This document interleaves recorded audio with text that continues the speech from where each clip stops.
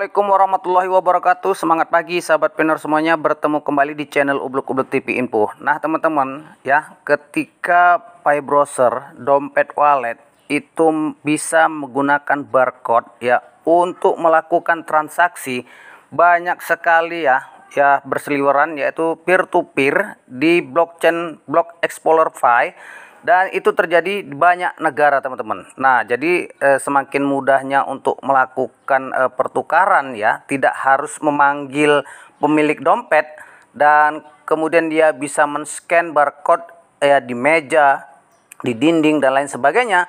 Ini semakin dahsyat peer to peer yang dilakukan untuk membeli ya ataupun menukar makanan, barang dan lain sebagainya yang terjadi di luar negeri. Nah, di Indonesia mungkin masih belum teman-teman, karena memang kita Indonesia ini pasti belakangan gitu ya.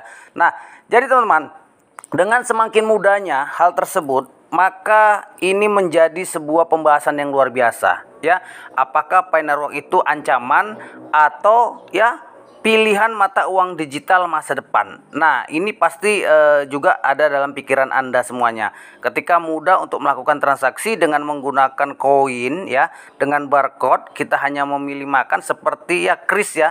Kita makan kemudian kita letakkan di barcode handphone kita dan kemudian kita sudah membayar. Nah, ini akan memudahkan transaksi. Nah, artinya tidak perlu menjumpai ya pemiliknya. Nah, jadi teman-teman, mata uang digital ya yang ya fenomenal tentunya sebagai mata uang era digital masa depan, Pi Network ini semakin populer dan telah dikenal oleh masyarakat, dan ini akan terus dikenal dan kita terus mengenalkannya.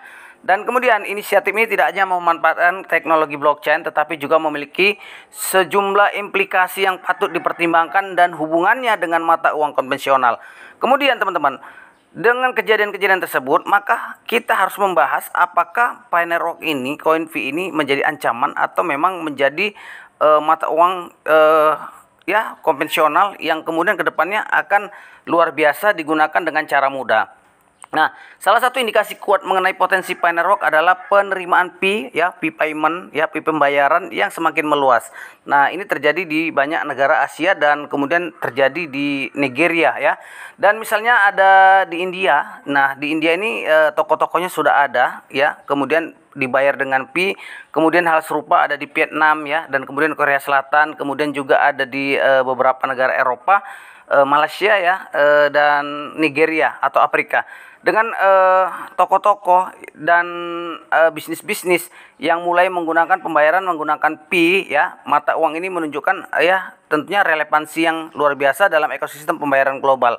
Jadi pertumbuhan jumlah penggunanya semakin luar biasa karena ketika kita melakukan pembayaran menggunakan barcode ya, orang akan bertanya apa ini ya, bagaimana cara membayarnya, dan mungkin dia kedepannya akan terus mengikuti ya trik ya, mengikuti cara kita untuk bisa menambang koin Pi. Nah, kemudian dengan jutaan orang nanti ya akan menduplikasi beberapa orang lagi, dan tentunya alat-alat seperti pembayaran menggunakan kurs ini ya tentunya akan semakin mudah dan semakin lancar digunakan para pionir untuk pembayaran masa depan. Nah, ini berarti teman-teman bahwa jika setiap anggota mampu menambang koin Pi sesuai dengan tujuan proyek ini, Picoin dapat menjadikan mata uang yang memiliki basis pengguna yang besar.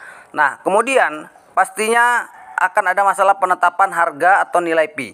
Namun, jika ini diterapkan ya teman-teman, ada tantangan yang perlu diatasi, yaitu penetapan Pi saat ini yang belum tentunya ada nilai yang pasti. Nah, ini bisa menjadi masalah serius dalam pemilikan Pi dan penggunaan koin Pi. Tetapi itu semuanya bisa ditanggulangi dengan kestabilan nilai kripto. Dan kemudian nilai kripto ini adalah hal penting terutama jika ingin menggunakan sebagai alat pembayaran sehari-hari.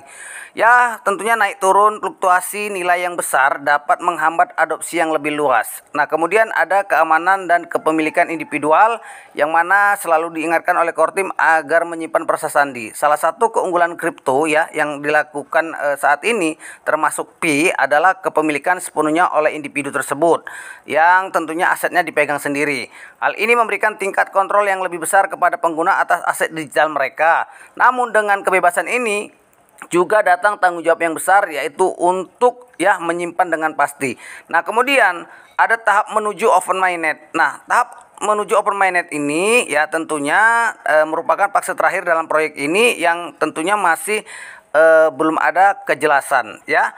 Dan terutama ya untuk core team sendiri masih berfokus kepada KYC dan lain sebagainya, dan ini adalah merupakan langkah yang harus diambil dan kemudian secara luas terjadinya KYC akan melanjutkan kepada jenjang di open mainnet. Nah, jadi teman-teman, Finerwalk menjanjikan revolusi dalam dunia pembayaran dengan keuangan digital. Namun sebagai catatan, masih ada sejumlah tantangan yang harus diatasi sebelum dapat menjadi ancaman serius bagi mata uang konvensional. Nah, jadi semuanya butuh kestabilan, yaitu cara kerja kita, cara kerja core team dan lain sebagainya, sehingga regulasi yang memadai dapat ya terjadi pada saat ini. Oke teman-teman, mungkin itu saja informasi pada hari ini, dan mudah-mudahan kita tetap melakukan sesuatu hal yang terbaik untuk Finerwalk, dan tentunya kedepannya kita juga dapat menjadikan Finerwalk itu sebagai alat bukti dan untuk pembayaran yang mudah. Terima kasih.